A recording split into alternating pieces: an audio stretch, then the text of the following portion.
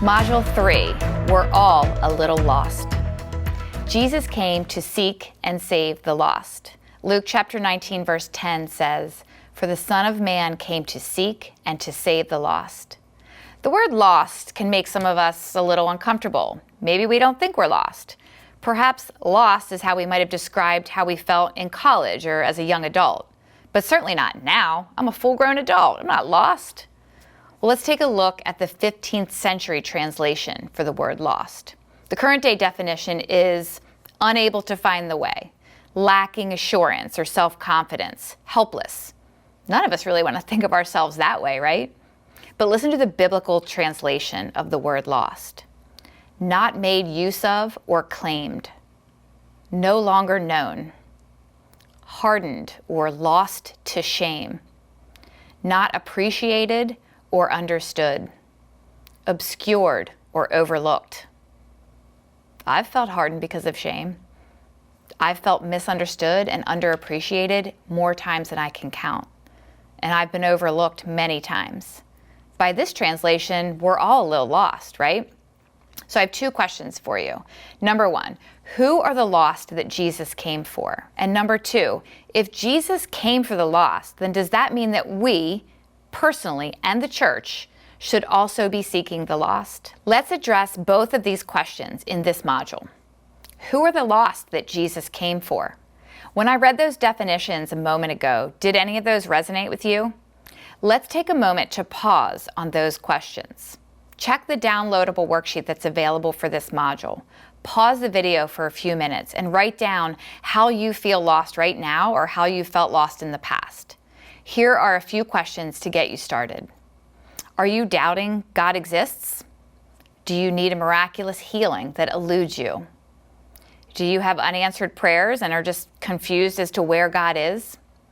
Are you confused about what it means to have an intimate relationship with Jesus? Are you being overlooked or underappreciated? Do you have everything you've ever wanted and you're still a little discontent? Pause the video now and I'll see you in a moment. Hit play when you're ready to resume.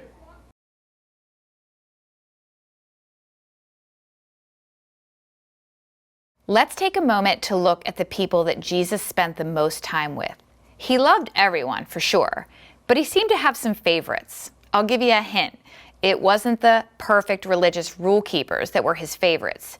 Jesus had people that he loved to be around, and there were people that he avoided. In Matthew chapter 9, verses 12 and 13, Jesus is eating dinner at Matthew the tax collector's house. Everyone hated tax collectors. Other tax collectors joined, sinners joined this dinner party. When the Pharisees saw this, they asked his disciples, "Why does your teacher eat with tax collectors and sinners?" On hearing this, Jesus said, "It is not the healthy who need a doctor, but the sick. For I have not come to call the righteous, but sinners." Jesus loved the lost. He spent time with the outcasts, the sinners, the lepers, prostitutes, those on the fringe of society. Why? Because they needed him, and they wanted what he was offering: healing, wisdom, forgiveness. And they were willing to learn from him. Not everybody was. Some of them cared for him and understood him in a way that no one else did, like his friends Mary, Martha, and Lazarus. It's not a bad thing to feel a little lost. It's actually a result of the fall, and it's the human condition. Remember, Jesus came to seek and save the lost. So you can pursue him in your season of confusion, but also be assured that he is seeking you too. The antidote to feeling lost is to seek Jesus and know that he is seeking you as well. Listen to these two verses from Ezekiel describing how Jesus treats the lost. This is in Ezekiel chapter 34.